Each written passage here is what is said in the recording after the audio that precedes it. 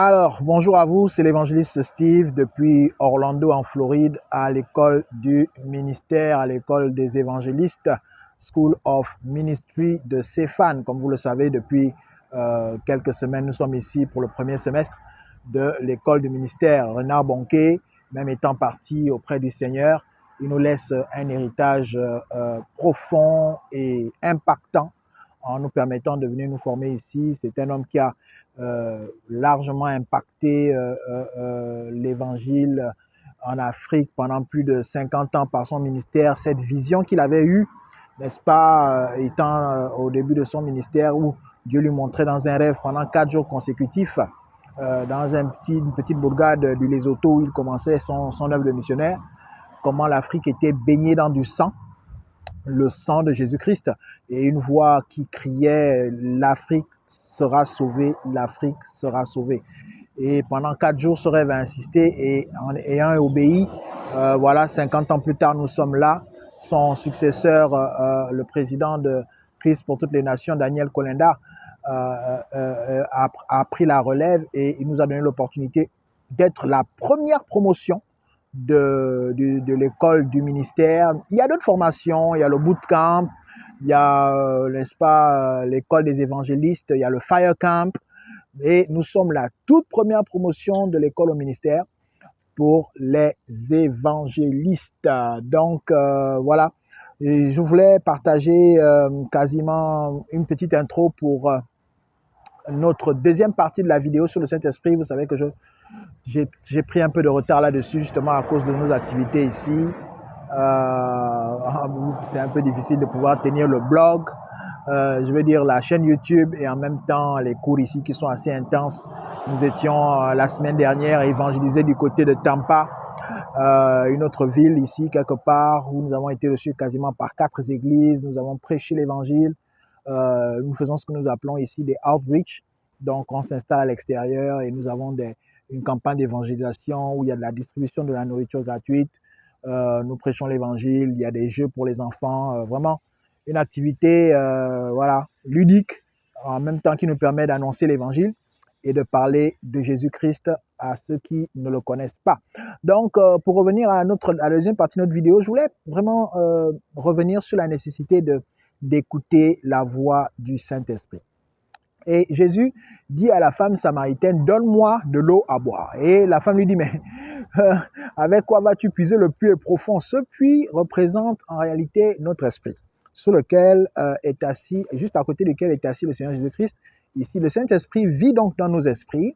Et lorsque nous voulons creuser, lorsque nous voulons puiser de l'eau à l'intérieur, il faut que nous puissions le laisser faire. Et pour lui permettre de faire cela, il est bien que vous puissiez, j'ai envie de dire, parler en langue. Le parler en langue qui vient au moment où vous recevez votre baptême du Saint-Esprit, dont le Saint-Esprit est une manifestation extérieure du fait que Dieu va maintenant vous donner un équipement supplémentaire. Il va vous donner un deuxième pied. L'apôtre Paul disait que si je prie par l'intelligence, je prie aussi en langue. Et ça permettait donc à ceux qui ont compris comment ça fonctionne mais en fait, nous n'avons pas un seul moyen de prière. Nous pouvons prier par l'intelligence et nous prions avec des mots humains. Mais en fait, en ce qui concerne la réalité spirituelle, le parler en langue nous permet de transcender. C'est comme si moi je marchais avec 2 pieds et toi tu n'avais qu'un seul pied, parce que tu ne pries que par l'intelligence. Je peux prier pendant 3 heures parce que je vais basculer entre les deux, entre mon esprit et mon intelligence, entre mes mots français, anglais, espagnol, ça dépend de la langue que tu parles, et les langues du ciel, les langues des anges, les langues du royaume qui viennent dans ton esprit, parce qu'effectivement, le Saint-Esprit qui habite maintenant en toi te donne une disposition, la parole de Dieu dit même qu'il te donne la pensée de Dieu, parce que nous ne savons pas comment prier. Mais grâce au Saint-Esprit qui vit dans nos cœurs, nous sommes capables, n'est-ce pas, de prier dans diverses langues et de recevoir des mystères de la parole de Dieu. Donc je voudrais encore revenir là-dessus, sur la nécessité de parler en langue. Ça, j'ai constaté que lorsque on est capable de parler en langue, on est plus prompt à recevoir des visions. Joël chapitre 2 à partir du verset 26, que vos fils et vos filles prophétiseront, n'est-ce pas? Je répandrai mon esprit sur toute chair, et vos fils et vos filles prophétiseront. Les vieillards auront des des songes et des visions. Donc, nous voyons qu'à partir de ce moment-là, c'était la volonté de Dieu de répandre son esprit sur toute chair. Et cela a commencé le jour de la Pentecôte. Et ça ne s'est jamais arrêté. Jusqu'aujourd'hui, Dieu continue à répandre sur toute chair son esprit. Maintenant, mais il faut que vous soyez disponible. Il faut que vous soyez prêt à le recevoir. Et donc, je ne suis pas en train de parler de religion. Je suis en train de parler d'une véritable relation avec le Dieu vivant. Alors, la différence entre être né de nouveau et les religions de ce monde, c'est qu'ils n'ont pas accès au Saint-Esprit. Ils ne savent pas que le Saint-Esprit existe. Beaucoup de courants ont inventé beaucoup de choses. Le cessationnisme pense que les dons et les ministères se sont arrêtés. Non, il n'y a plus d'apôtres. Il n'y a plus de prophètes. Ça s'est arrêté avec la Bible. Ensuite, il n'y a plus de guérison. Donc, pour eux, Dieu est un tyran qui a manifesté sa puissance dans l'Ancien Testament. On voit même les apôtres avec le Nouveau Testament qui prient pour des malades. Jésus envoyait les disciples 2 par 2 aller prier pour le monde. Mais bizarrement, ce Dieu de la Bible, là, pour eux, il s'est arrêté. Comme les maladies ont stoppé avec le temps des apôtres, lui, il a dû s'arrêter en se disant non, les humains de 2025, les humains du 20e, du 19e, du 18e, du 21e siècle n'auront pas besoin de ces choses. Je ne sais pas comment un humain peut réfléchir de cette manière. Mais si déjà un humain réfléchit de cette manière, ça veut dire que lui-même, il a un problème. En fait, il essaie de justifier son incapacité à avoir la foi et à produire ce qui est écrit. Donc, pour lui, ne pouvant pas démontrer que la Bible est vraie, il est obligé de la traiter de menteuse. Donc, lui, ayant un esprit d'égarement, préfère ne pas croire à ce que la Bible dit pour que ça s'aligne avec ses pensées. Vous voyez un peu comment les humains sont pervers? Donc, on voit un peu finalement que à partir de ce moment-là, nous avons décidé de croire à l'entièreté, à toute la parole de Dieu, à tout ce qu'elle dit, à tout ce qu'elle propose, à tout ce qu'elle nous montre, à tout ce qu'elle nous permet d'expérimenter. D'accord?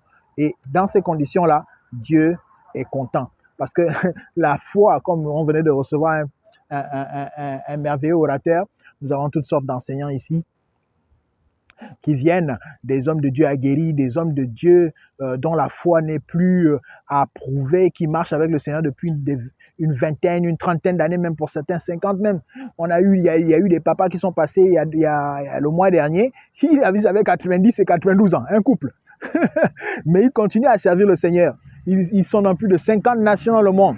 Ils continuent à écouter le Saint-Esprit qui continue à les utiliser.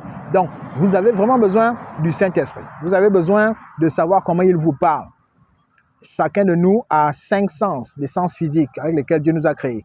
Nos yeux, comment dirais-je, le toucher, l'ouïe, l'odorat, ainsi de suite, comme vous les connaissez. Mais ces sens existent aussi du côté spirituel, et c'est ce que je voulais vous dire.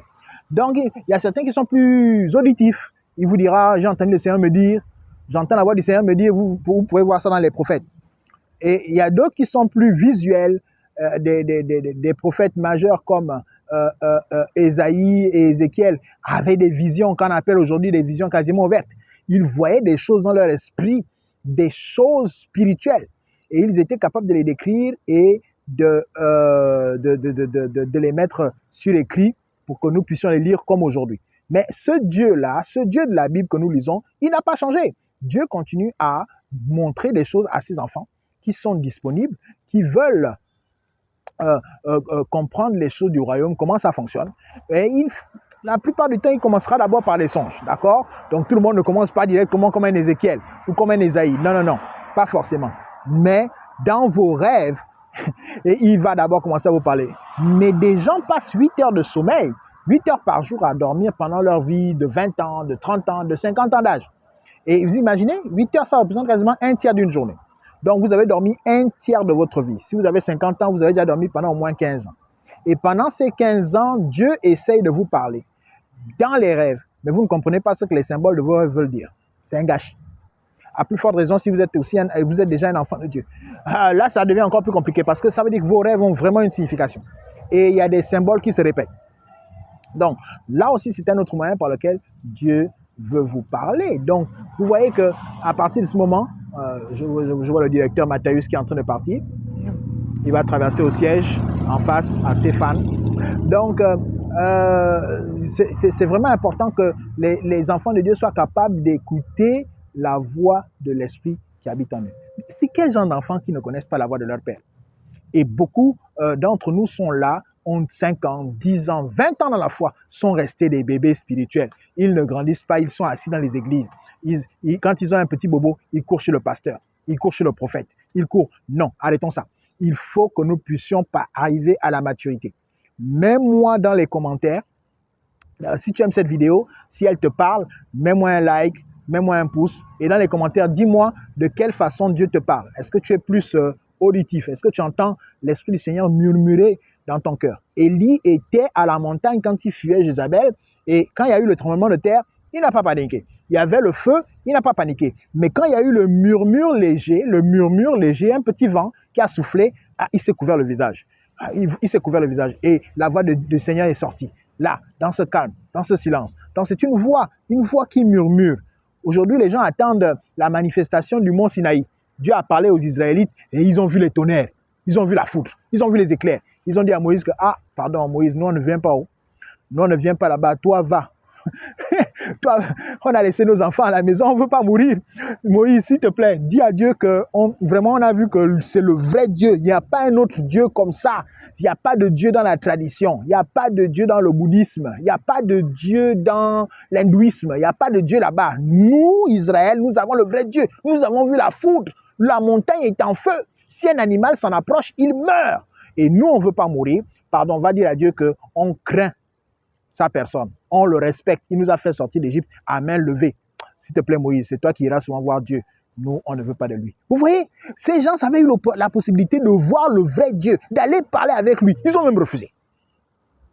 Et Dieu avait dit à Moïse que non, ils ont bien fait de me craindre. Ils ont bien fait. Il faut qu'ils aient cette révérence. Il faut qu'ils aient cette crainte. Mais Dieu voulait parler avec eux. Dieu était descendu pour les rencontrer. C'est lui qui avait convoqué la réunion.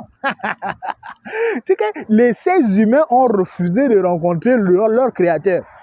Parce qu'en fait, le péché était en eux, ils les accusait. Ils se rendaient compte que, où on voit ces tonnerres, où on voit ces éclairs, on voit souvent ce que le tonnerre fait sur un arbre. Il est complètement calciné. Il est complètement détruit. Et c'est ce tonnerre que nous voyons là. Et il nous demande de monter là-bas. Il veut que nous allions le rencontrer sur cette montagne. Comme nous voyons souvent Moïse monter dans la montagne et disparaître dans les nuages. Et passer 40 jours avec lui là-bas. Non, je crois que nous, on ne veut pas. On ne veut pas de ça. On ne veut pas de cette sainteté. On ne veut pas de cette pureté. On ne veut pas de cette communication directe. Et étrangement, les humains à l'époque ont refusé cette offre de Dieu qui les invitait dans sa présence. Allez-vous refuser aujourd'hui? Allez-vous être attentif et venir auprès de Dieu? Allez-vous l'accepter dans votre cœur? Si vous n'avez pas encore fait cette prière, si vous n'êtes pas encore enfant de Dieu, si vous ne savez pas si vous mourrez ce soir, où vous irez, dans les commentaires, vous trouverez une prière de confession de foi afin de faire de vous un enfant de Dieu. Aucune religion dans le monde ne peut vous sauver et ne peut vous garantir le salut. C'est tous des mensonges que les humains ont inventés. Des personnes ont plu à Dieu, comme Abraham. Il n'était pas religieux. Il n'appartenait à aucune religion. Il n'était pas musulman. Il n'était pas catholique. Il n'était même pas chrétien. Mais ils ont plu à Dieu parce qu'ils avaient la foi en lui. Et ils obéissaient à sa parole. Obéissez-vous à Dieu? Avez-vous la foi en l'œuvre qu'il a réalisée en Jésus-Christ à la croix? Si oui, c'est une bonne chose. Si vous ne l'avez pas encore fait, allez dans les commentaires et faites la prière de confession de foi pour devenir véritablement un enfant de Dieu. Alors, on se retrouve dans la troisième partie. Et si cette vidéo vous a plu, n'oubliez pas de me mettre un pouce. Mettez-moi dans les commentaires de quelle façon Dieu vous parle. Est-ce que vous avez des visions? Est-ce que c'est plus dans les songes? Est-ce que vous vous en souvenez? Vous avez un cahier de notes, un journal, où vous écrivez vos songes, vos révélations. Comprenez-vous les symboles de ces songes-là? Je vous mettrai aussi le lien de mon site où vous pouvez aller mettre certains de vos rêves. Je peux vous aider à les interpréter gratuitement. Que Dieu vous bénisse. Shalom.